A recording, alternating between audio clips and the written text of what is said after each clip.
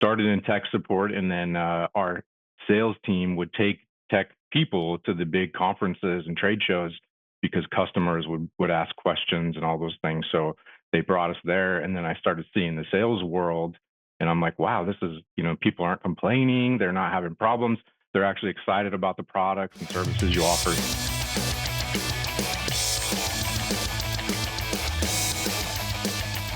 Welcome to the Sales Gravy Podcast. I'm Jeb Blount Jr. I'm filling in for Jeb Blount Sr. And today we have an amazing guest, Mr. Alex Niswander. We're going to get into his story and the success that he's had in the field of sales. And I'm really excited for this conversation. But before we get started, I want to highlight something we've got coming up for the Sales Gravy audience.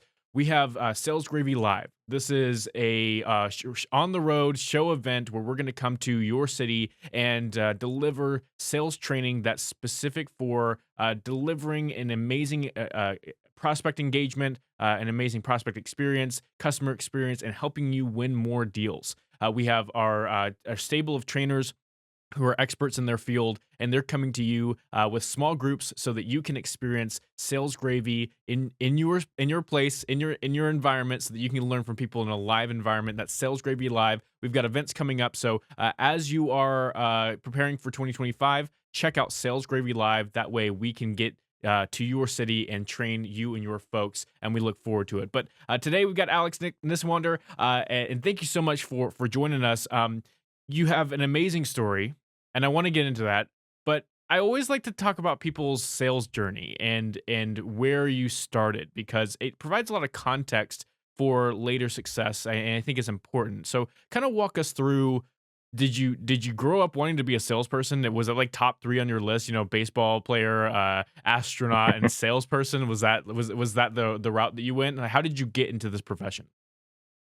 Yeah, no, I love that question because I think so often we see that a lot of people don't set out to join sales. It seems like we fall into that because maybe we're outgoing, maybe we like talking, communicating, and we just, can make people feel comfortable, and we, value everyone. So I see that a lot. But in my case, I started in tech support for an early internet company when that stuff was really growing like crazy, when AOL and all those companies were really big and popular. So started in tech support, and then our sales team would take tech people to the big conferences and trade shows because customers would ask questions and all those things. So they brought us there, and then I started seeing the sales world, and I'm like, wow, this is, people aren't complaining, they're not having problems, they're actually excited about the products and services you offer. So that was my first real visibility into sales, and that was kind of what made me start thinking, maybe that would be a little more of a fun area to join.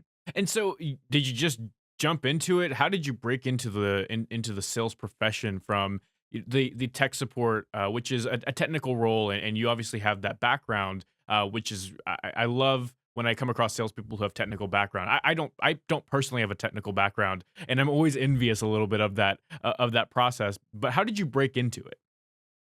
Yeah, that's a good question because it's kind of funny, if you think of the show The Office, they talk about being paper in a paperless world, and so a lot of times I feel like I'm old school, non-technical in a technical world, right? I like the phone and the notebook and business card. So yeah, really, I just kind of started thinking that that would be a better career path, and it just seemed like is a little more fun, a little more engaging, and so just started talking to the leadership that, would you guys be open to that? And when you're at companies that are growing so much, they're really open to all kinds of ideas. So if you're like, hey, I'd like to be tech and I'm sales, they'll say, yeah, go ahead. Or vice versa, I'd like to try some sales stuff. So they just kind of are open to moving you around. So I was able to make that move, and that's probably over 20 some years ago now. So kind of been staying in the sales game. Just trucking away at it. I found that at companies that Hmm. are growing and smaller companies or even medium sized businesses that have a big growth goal, if you're the person in the room and you go, "Hey, I'm interested in selling something," they're not going to tell you no. They need the sales. They want somebody to go do it because you know what? There's a lot of people who say no to sales. Like this is like absolutely not their thing. And it's fantastic that when you raise your hand, the leadership looks at you and says, "Okay, that's a person who has initiative and they're going to take the reins on this." And that's what great sales professionals do. And I think that leads into what you're doing now. you came to us at Sales Gravy because you've had great success with fanatical prospecting in particular, but I'm sure in many other areas of your sales world. So, how did you get introduced to fanatical prospecting? When did that start coming into your world and helping you develop your process for developing new business? So today I work for a really wonderful company called ITA Group.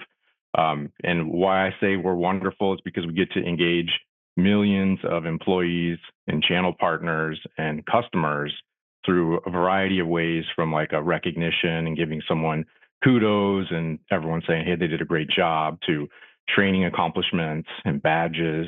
And then all the way to, we've done thousands of events and things like, you're probably familiar with President Club concept. I think we actually may have invented that concept, because 1965 is when we did our first President Club. We took and put together a whole program to send the top sales executives from Sealy Posturepedic Mattress Company, and we took them to Jamaica with their spouses. So since then, we've done thousands of events all over the world, and that's just a great thing to do. So to get back to your question, I think a lot of times companies in the corporate sales world, they have um, established their sales process. And a lot of times that doesn't really start until the customer or prospect kind of raises their hand and says, I'm kind of interested in what you're doing. I'll listen to you a little bit. Um, but there's really this big area before that hand gets raised, right? And I kind of look at that as that's the prospecting process. And so a lot of places, that just doesn't exist, or it's really up to the salesperson to kind of figure that out. And so I look at that as being a pretty big gap across the board. Mm. And then you may think this as well, where a lot of companies, their training is all around product. So it's like, learn the product, here's the new upgrade, here's what the benefits are, here's our solution. But then, you know, as you know, if no one listens to you, your product expertise doesn't matter very much, right? So that's kind of what got me started on the journey to try to, get better at that and kind of understand how I can have a process. And there's been, so many great resources and books out there on how to sell, great questions to ask. Going back to like Zig Ziglar that Jeb talks about, a lot of that, some of the early stuff. And, but that's a lot about asking questions and kind of getting in the door. So, what I liked about when Fanatical Prospecting came out, I actually have it, right there. When that came out, it was like I had already listened to a lot of your guys' podcast and speaking and the things, and everything you guys talk about connects really well to just real world. No matter what you're selling, you have to get their attention, you have to provide some value, and you have to develop the process. So I'm curious, maybe before I go too much into my own experience on it, like what are your thoughts about fanatical prospecting, and do you have any examples maybe of where you've seen that work I, for I some organizations? I really love where you started, which is there's a lot of organizations that start the process of selling when someone raises their hand and says, I'm interested in learning about whatever it is that you're doing, your service, your product, and that starts the sales process. But there's so much to growing a business that starts with there are a lot of ideal customers out there in the world that have no idea that you exist.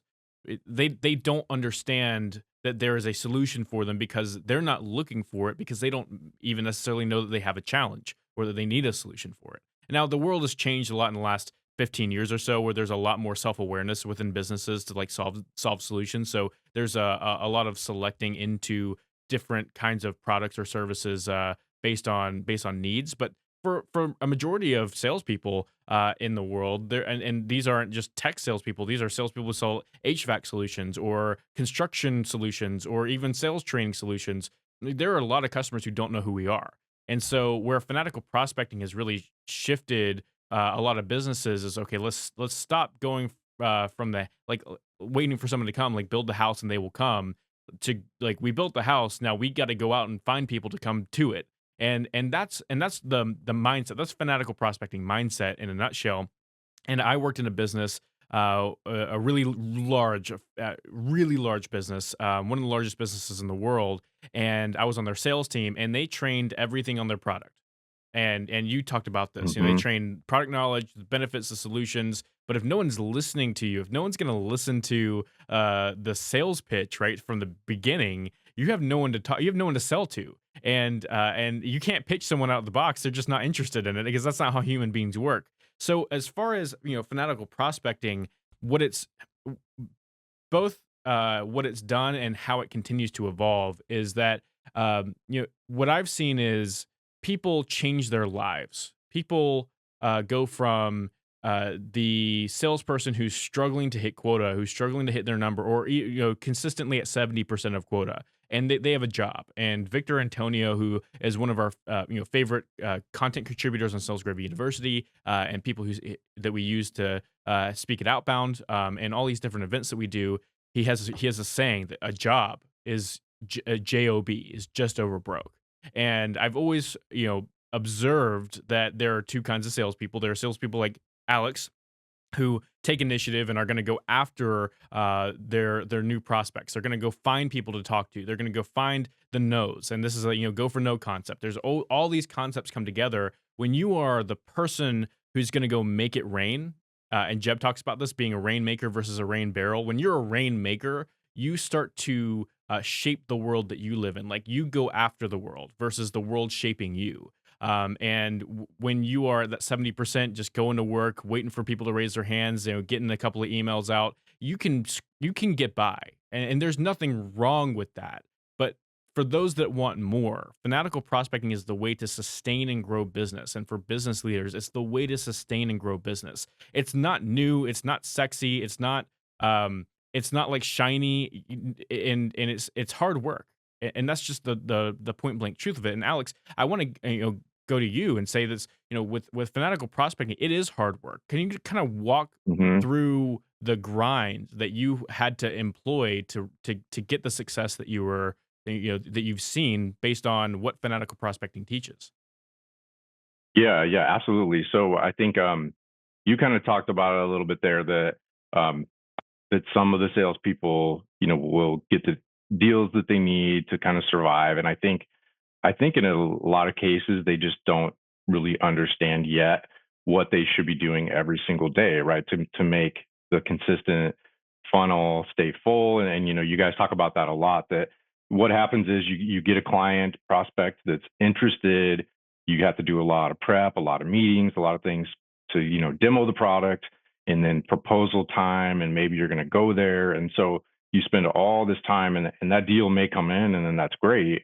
You also may not get that deal too. So it can be the both sides of it. But what tends to happen is you kind of let your foot off the gas just naturally. So then all the people that you had been trying to go after, that kind of falls off. So I would say the big thing I learned, and there's a lot of really great things, but it's just the being consistent forever with prospecting, right? That can't stop just because you're having success, or you're busy, or you're on vacation, or whatever, going to a trade show. You still have those calls, that need to be made. And so I think what's also challenging too is that there's a lot of content that can come out and talk about that, you've probably heard a ton of times, right? The phone doesn't work, cold calling doesn't work, and you guys talk about it all the time, right? What if we said no one answers the phone, like, what would be your typical response, right? Uh, Because you're not calling them. I Yeah. answer the phone I pick up the phone Hmm. every single day, and and so I lead our marketing efforts here at Sales Gravy, and I went from some different roles inside the business. We've got some different people that work together, but as the marketing person, like, I'm still getting on the phone every single day because we know what moves the needle, especially for our business. And I pick up the phone, and you know what's crazy, Alex, is people call or people answer. People don't pick up the Yeah. phone. Well, if you make 5 dials in a day, statistically speaking, yeah, maybe no one's gonna answer, but if you make 20 dials, Hmm. one person's gonna answer. If you make 30 dials, 2 people answer. You have to look at the statistics, but it's like emails, right? If okay, well, are you going to go send an email? How many people open up your email? How many people reply to your email? That's Hmm. that's the bigger statistic. Is like, does it even convert into a conversation? And if you send 1,000 emails, 5 of them turn into conversations.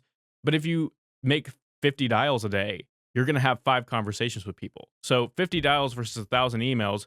Sure, 1,000 emails are easier, but you only had 5 conversations, maybe, you know, 950 of those ruin your brand because they didn't the message didn't stick. It didn't hit with the person you're talking to, or they block you and you can't get into that business again. So there's a lot of risk when it comes to email that people aren't looking at, but it's easy, right? So it's easy to go do those things. And email is not dead. Like I don't think email is like you shouldn't do emailing, but it's a strategy that you put into place, which is what we call sequencing. And Fanatical Prospecting talks about sequencing. And when we help sales professionals and sales teams, when I work with sales teams, one of the things that I notice almost immediately is that they are a 1, 2, or 3 outreach team. The Alex is on their list. It's a cold lead, or from Zoom Info or for wherever they got it, and Hmm. they maybe call Alex, probably don't call Alex.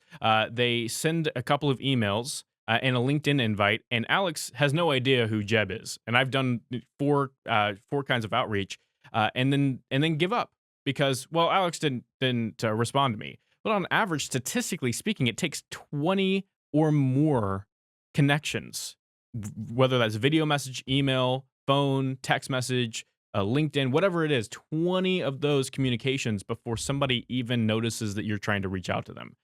Maybe they notice and Yeah. they're just putting it in spam, but eventually they're going to see your name over and over and over again. They're going to go, okay, well, I might as well respond to this person. I've had people do that to me, and you know what? I replied to them because eventually I just got sick of seeing their name. I wanted to see what they were talking about. And Alex, employed this, and I imagine that it wasn't immediate. Like you don't get, day one you start fanatical prospecting, day two you get a million leads. That's just not how that works. So when did you really start seeing success, and what did that success look like? Can you walk us through kind of that timeline of your dedication to everyday prospecting that led into, okay, I've got pipeline that's starting to come in. Yeah, so it definitely takes a little time. And what I like about it though is it's kind of creating your foundation. You already know how to talk to people, you already know a lot about your product, your solution, and how it's going to benefit the people.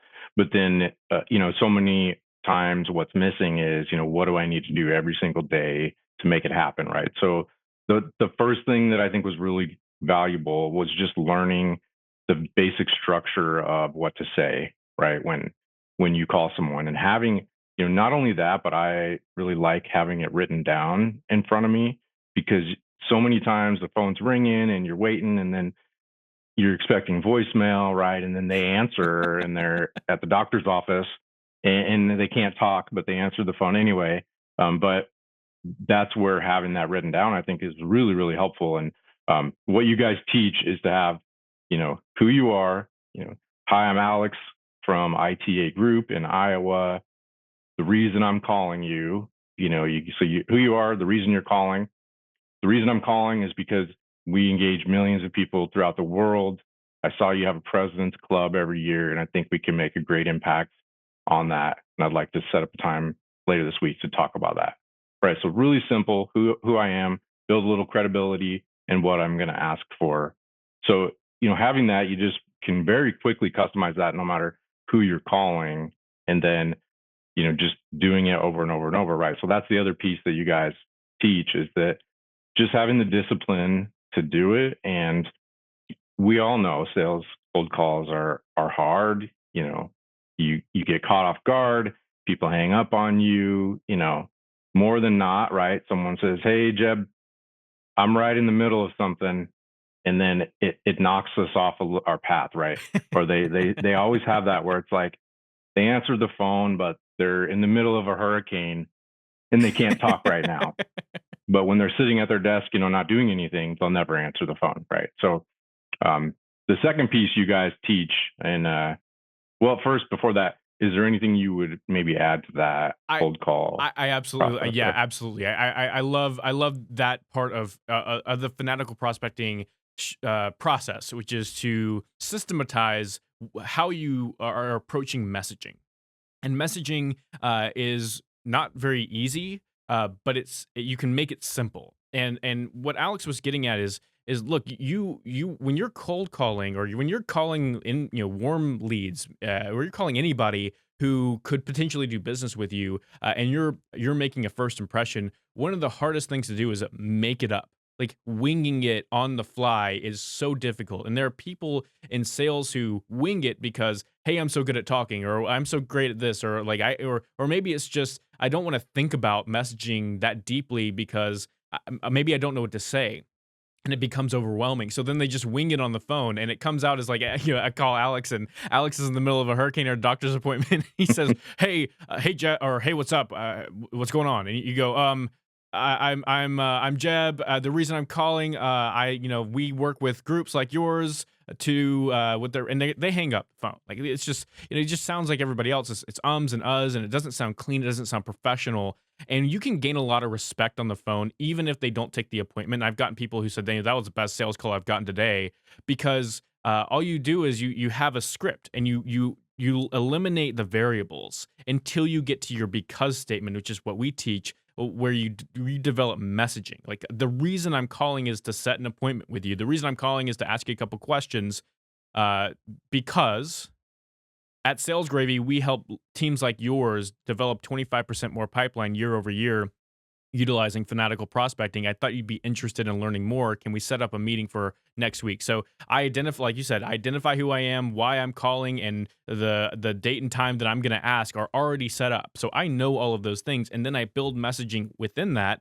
And it makes it consistent. So you're waiting on the phone, you get voicemail, voicemail, voicemail, voicemail, and you're caught off guard because it's shocking, right? It's Alex. You Hmm. mentioned this. You finally get someone on the phone. You're almost like, oh shit, I got to talk Yeah, it now. throws you off. Yeah, it throws Yeah. you off, and then but if you have that thing written in front of you, you know your script, you can always get that done, and what people, are amazed by Jeb Senior and our trainers and even when I walk in, they're not as impressed by me, but I do my best. When we walk into a room of a new business, like ITA group, if we were to walk in the room, I could literally cold call on the fly. Like, I would be if you gave me just a little bit of messaging of what the solution or why I help people or what that because statement would be, I could literally start cold calling day one because the messaging is so ingrained in your behavior that you don't have to think about it. And that's the key. So Hmm. if I had to, if I was going to add anything is when you think about prospecting and its process, eliminating the variables and the thinking part is so impactful, and you don't realize it until you start doing it. Hmm. Yeah, absolutely. Yeah, it's definitely been like I was saying, it's been a career changer just because you start developing that discipline to make the calls. And you said earlier, right? It takes like 20 touch points, and so if all you're doing is emailing, and that they hit spam, the first one that came through, and you think you've sent somebody 40 emails, they haven't seen any of those, right? So you're really not making the impact, but you're working really hard. So what I just look at is that there's a sales guru by the name of Steve Schiffman from New York. He's written like 70 sales books. And he told me once, because I had him mentor me for a little while, but he was telling me that if he needed a sale, he would get his book of phone numbers out. He would make 15 phone calls, talk to 7 people, and get 2 sales. And so, it's vastly different today, right? So, but yeah, having the discipline to do the calls. And so I just look at it as it's a touch point. And most of the time you are going to hit voicemail. And so you have to take that as a touch point to give them a great message, right? And so a lot of times what I do with voicemail is I say, "Hey, Jeb, I'm Alex from ITA Group. I wanted to call so you knew I was a real person, and we engage people, and I love to talk with you. I'm going to send you some things," right? So that hopefully will help you stand out a little bit so that as you email them, as you LinkedIn, as you do the things, right? So, you begin to maybe stand out from the crowd a little bit. So they start actually maybe wanting to listen or are more open to that. So, I love one that. question I was going to ask, sorry. Um, Go ahead. Oh, I love that messaging. Hey, I was calling you because I'm a real person. And to back to a question you asked me earlier, you said, what do you say when people, or what do you, I guess, what do you say when people say that no one's picking up the phone? Well, no one's calling. Absolutely no one's Right. calling, and people are shocked when I get on the phone with somebody, they're almost, like, happy. They're almost like, "Okay, cool, like, somebody gave me a call today." Now, not everyone's super happy to get a call, but the people who pick up the phone because they want someone to call them, and I was talking to a group of, business leaders last week in San Antonio, and we were talking about this very subject, and they were discussing how their sales team needs to do more fanatical prospecting, and we asked them, hey, how many people called you this week? And I think one CEO of a $50 million business said, I had one sales guy call me, and we said, well, what happened? And he goes, well, I booked a meeting with him because he called me. Is the only one that I haven't even gotten a call in 2 years. But Yeah. yes, I love the differentiation, and being a human being first is really a great way to approach sales, especially with prospecting. And I apologize, I cut you off. Hmm. Hmm. You were going in Yeah. another direction. You had a question to ask us. No, that's really good. I think one thing I heard from you guys recently was that a lot of times you'll recommend making the call first before you start any of the other outreach, and that can have a great impact. So because I think it's exactly what you were just saying. It helps them realize that you're a real person, so that the rest of your messaging, however it may, if it's LinkedIn, if it's direct mail, if it's email, whatever it is, now you've made that connection so they know you're not spam, you're not a robot. So, doing the call first. But what I was going to ask you is, if you think about the cell phone, how many touch points would you think there are with the cell phone, to not counting email, not counting LinkedIn, but just a random question? How many touch points can you like? How can you utilize a cell phone? Yeah, like how many touch points would you normally grab from a cell phone? Well, I mean, calling wise, in a sequence of I don't know, a month, right? If I'm calling somebody for a month, I would call them at least twice a week. So I'm thinking like 10 off of that. Texting is an iffy game, so it's a lot more normal now than it was 5, 10 years ago, especially post COVID. So I like texting personally. I mean, Hmm. I'm 27, so I'm technically Gen Z. Texting doesn't bother me. I'd actually prefer if someone texted me after they gave me a call, so that I don't have to listen to Yeah, the most people voicemail. are okay with that. So Hmm. yeah, I mean, if you text them, I would say, I wouldn't do it on the first call, but if you've been 6 steps into the process, like, start texting them to follow up. Hey, I just left you a voicemail.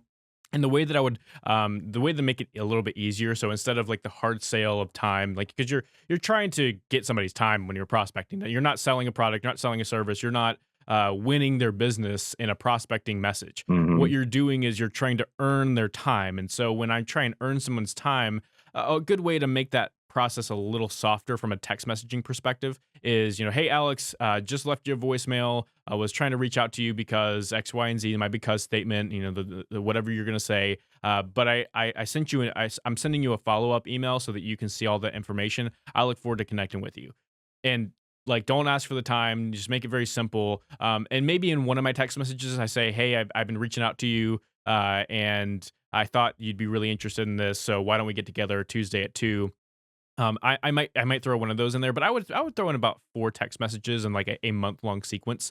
So I'm thinking, Hmm. 14, 15 touch points via cell phone only.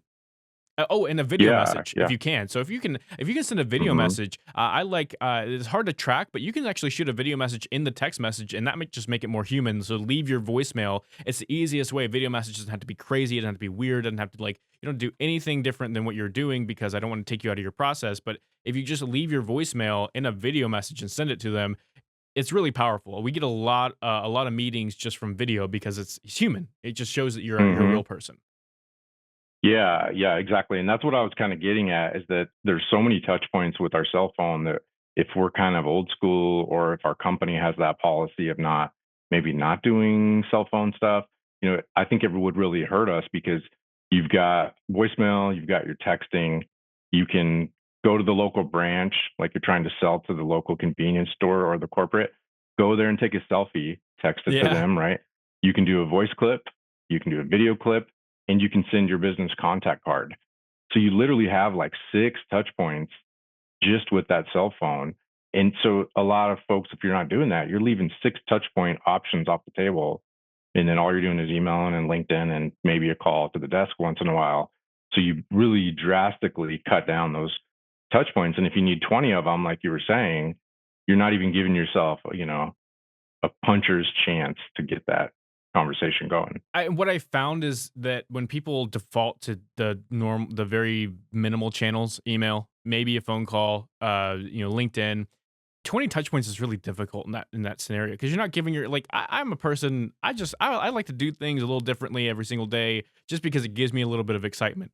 And if I can systematize a little bit of different every single week, and I got 5 videos to send out this week, and I'm gonna do them on different days, and it's not to the same person. And I got text messages going out, and I got LinkedIn going out, and then I got some emails going out. I don't have to think about writing 40 emails. I don't have to think about writing 20 emails in a row. Writing 20 emails in a row is like the most boring job I've ever done in my life. So, if you can, variety is the spice of life. If you can get some variety inside of your prospecting sequence, not only are you going to be more successful because you get more channels, you're going to have more fun, and it's gonna give a little bit more energy to your efforts. I was quick story like 3 years ago, I was working for a business I was in the field, I was selling, and I did that. I sent a picture of myself in front of a shop like a shopping center, and I was selling technology to small businesses, and the owner reached out to me after I sent him the email because he'd never seen a picture of somebody from this business before. He said, "Oh, you're a real person. Yeah, you come and meet with me." And he shared that picture with everyone else in that shopping center, and I closed the entire shopping center from doing that. Now, that's the craziest success story from a picture and an email that I've ever had in my life, and it's certainly an outlier, but I won. Like, the power of that was that I was a human being for 2 seconds longer than anything else that business owner had seen, and it was at least worth it to them to talk to me, and I gained some respect. You can gain a lot of respect, and that's really what prospecting earns with the right buyers. The right buyers will see you and say, "Okay, that person cares about me. They care about my business. They cared enough to put in the effort to try and work with me." And those are the people you want to work with. And that's what prospecting, just to go off on another tangent, and I think you know this, that's what prospecting does for your business. As a salesperson, you run your own business without all the risk. Hmm. And when you are prospecting well, what you end up finding is people who you want to work with rather than people who just work with you. And the difference in those clients is incredible because one set of clients is can be headaches. They can be challenges. You're trying to fit a little bit of a square into a round hole. Whereas when you go out and you find people, you're talking their language and they're talking your language, and you've got a partnership, and that's a big difference there too. Yeah, absolutely. And as I was flipping through the book in prep for this call last week, I saw something you guys had in there that talked about some of the best salespeople are very quick to walk away when the prospect is kind of showing you they don't care enough to even do the micro steps that you'll learn when you do your guys' sales process. So if any sales leaders are ever listening to this, for the cost of losing one salesperson, you could probably hire sales gravy team to help build these processes. And I think that's one little piece, the micro steps. But the last piece that I think we should hit on is cold call blocking. Mm. And so maybe would you mind maybe kind of sharing what that concept is for those who may not already know that? Yes, absolutely. And I actually want to hear a story from you after I get finished with. It just gave me an idea. But cold call blocking. Okay, so the basic concept is that okay, time is finite, right? We only have time. We only have this. We have the same amount of time every single day. With 24 hours in a day, you're gonna spend hopefully about 8 of that sleeping, if you can possibly get it. If you're spending some less, that's okay. But if you have a family, you're spending 5, 6, 7 hours with them, 8 hours with them, and taking care of your family life. But you have 8 hours of work. Now you don't. Not everyone works 8 hours, and sales professionals know that it's not a 40-hour week. But just say you give yourself 8 hours of work. And think about prospecting. Okay, so there's only 8 hours of work, and there's only so many hours in a day that a prospect is going to be able to pick up the phone. or that there's going to be businesses doing business that are going to even be able to pick up a phone. So you got 8 hours in the workday, and of those 8 hours, you have, hopefully you have several meetings, right? So you have a few meetings on your calendar. Then you got email follow ups. You got to be a good corporate citizen. In some cases, you got to go like answer the email from the HR department to make sure that you get your learning done, and you got to get your HR forms done and all of that stuff done. And then you've got to build out some of your strategy, right? So you got some of those, you get prep and planning time. So how many hours do you have left? Okay, well, you don't really have that much. And what happens is when you only have a certain amount of time in a day to spend doing the most impactful activity that you can for your future, which is building a pipeline, building new business, and you're not strategically planning that, it gets taken up by everything else because it's hard. It's hard work. We talked about prospecting being, it's not fun making calls and getting rejected. It's not fun sending emails out and being rejected. It's not fun doing those things. But what's fun is when you get people in the pipeline. And so we always focus on, okay, well, if it's already in the pipeline, I'll just focus on that. Like I'll just go sell those things. And then you mentioned, well, what if that doesn't come in and you have nothing behind it? So you end up in that Hmm. place where you're just kind of like we call it the desperation roller coaster, up and down, up and down, up and down. And with time blocking, we have this concept called HIPS, high intensity prospecting blocks, high intensity prospecting activity. So what you do is you take, okay, I'm going to start calling at 8 o'clock in the morning. Businesses are typically starting around 8 o'clock in the morning now, 8:30 in the morning. You get your cup of coffee at 7:50. You've got your list ready the night before, and you spend 30 minutes or 15 minutes making as many dials as you possibly can. Okay, so 15 minutes, 15 dials.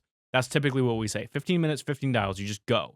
Don't put anything in the CRM. Don't worry about writing all your notes down. Don't worry about making sure that they're in the right list or whatever right spot. Just make 15 dials in 15 minutes. Okay, take a 5-minute break. Do it again. 15 dials in 15 minutes. Do it again. 15 dials in 15 minutes. Okay, 45 minutes, you got 45 dials done. I would bet that if I looked at any salesperson's calendar, like on average across the world, that they made Hmm. 45 dials last week or 45 dials last month. You could do that Or year. or a year, exactly, or a Yeah. year. So you could do that in a Hmm. month.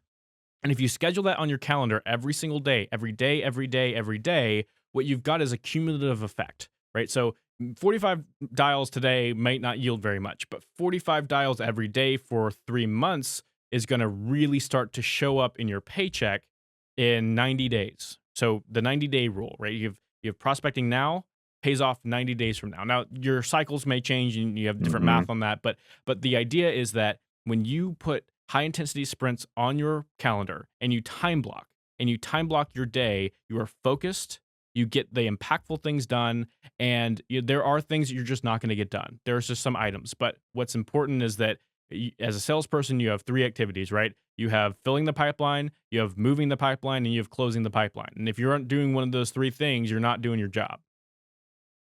Absolutely. Yeah. And I think we have that concept sometimes that there's an easier way that doesn't involve doing what we're fearful of, which is making the cold calls. And so, I think eventually you become more comfortable with it. Like I was at this conference last week. I had, a stack of 50 calls to do when I got back. And so I'm pretty much caught up as of this morning. But, you're not looking forward to having to make those many calls. But I think it's not necessarily even about the number of calls. It's about blocking the time.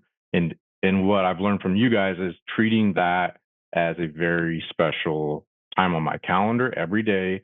I'm not moving it. I'm not scheduling other things unless if I can help it. Sometimes that's going to happen, but it's really, making that dedication and discipline to doing it, and then using that call structure, writing your stuff down, like it all starts tying together. And then the last piece that I would share. Well, actually, you said you had a question or something you were going to throw out a bit Yeah, ago. I wanted to ask you, from this year, what is your favorite prospecting win? Like, what's the story that you got success from it, and maybe it was you didn't expect it, but it was from the work that you did prospecting. Yeah, so we sell here to really large organizations. So, as you can imagine, it can be rather difficult to get a hold of the CEO of Apple, right, or Wells Fargo or whatever. So it can be really challenging.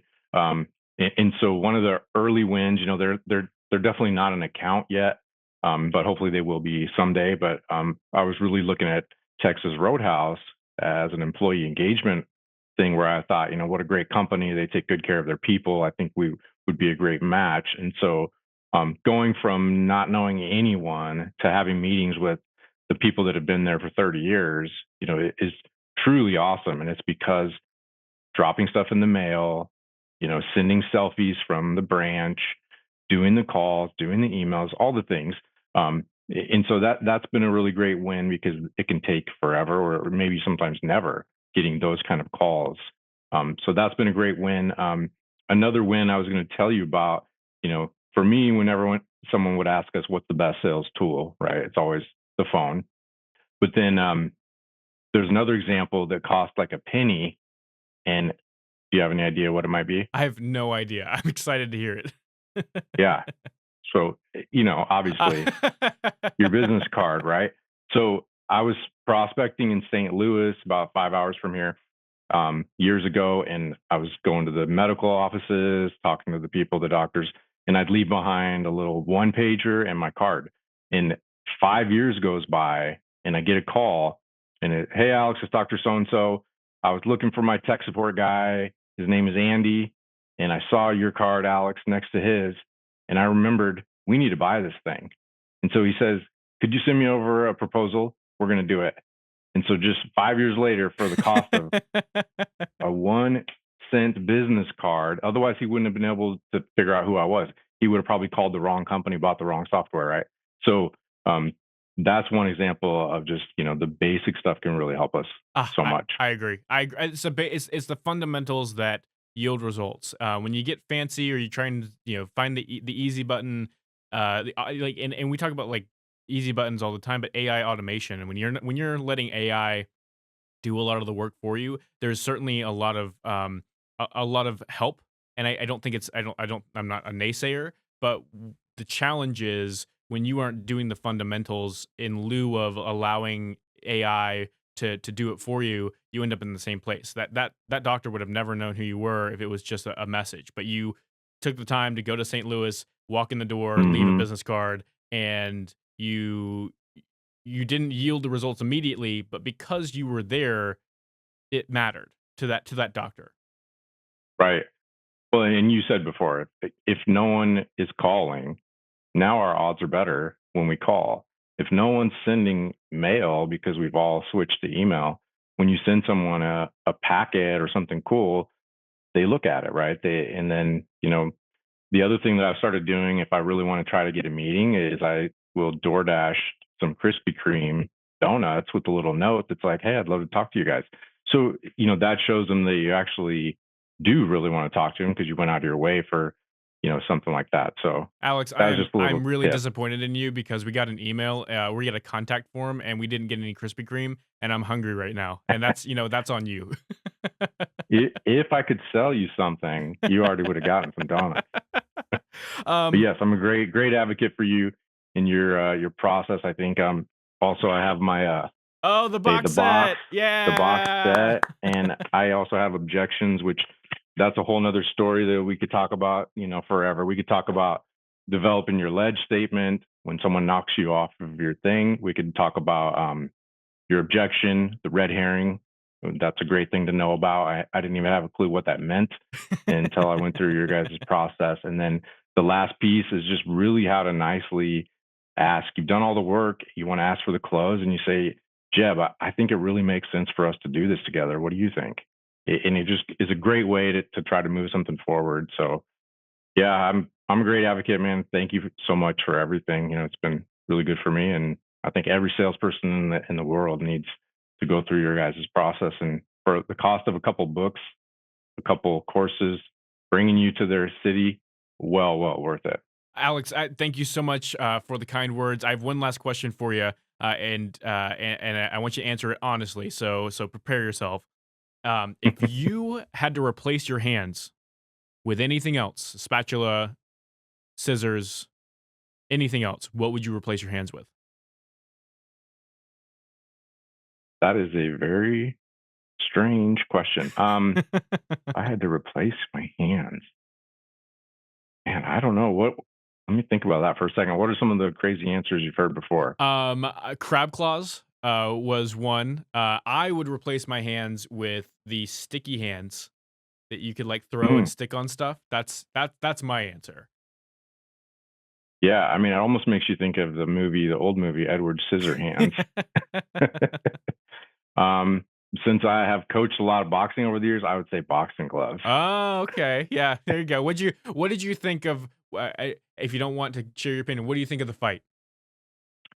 Um, I, as a long time, Muhammad Ali's always been the best ever. Great personality, good human being for things that he did. And Tyson's story is unique because he's been through all the challenges and he's very open with the mistakes that he's made, and he was taking advantage from a lot of people over the years financially as well. So I think everyone was rooting for him. And so I guess I look at it, I was glad that he was able to cash in and financially do well in that match. And he didn't seem to get hurt, which was good. I think a lot of people were worried that he could get hurt. It was entertaining. I think that was what the goal was, right? Was all of a sudden, so many people in the world wanted to watch this thing. They didn't even know what boxing was. The Netflix's live pay-per-view stream couldn't handle it because it was too big. So it was good for boxing in general, and I was glad he didn't get hurt. What about you? You know what? I don't watch boxing, and I didn't watch the fight. It was, you know what? I agree with you. I think that for what it was, it succeeded, which was it was entertaining and people talking about it. And I don't have enough knowledge of the sport to really have an opinion on like the sport itself, but the entertainment facet, yeah, you know what? It did its job, and so they. They accomplished their goal, which was getting so many people to watch it that Netflix shut down.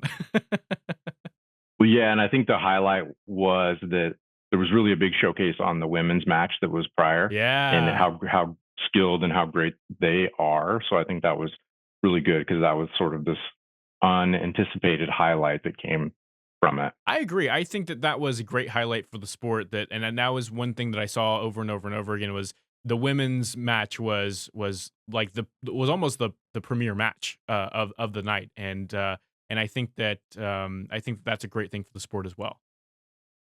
Yeah, yeah, absolutely. Awesome. Well, Alex, I appreciate you joining the Sales Gravy podcast. Again, where can people connect with you? Because I think that you're a great person to learn from. Yeah, yeah, happy to share this insight with anyone. Also, if you're a company, you need anything with engaging your people, we're the people to go to.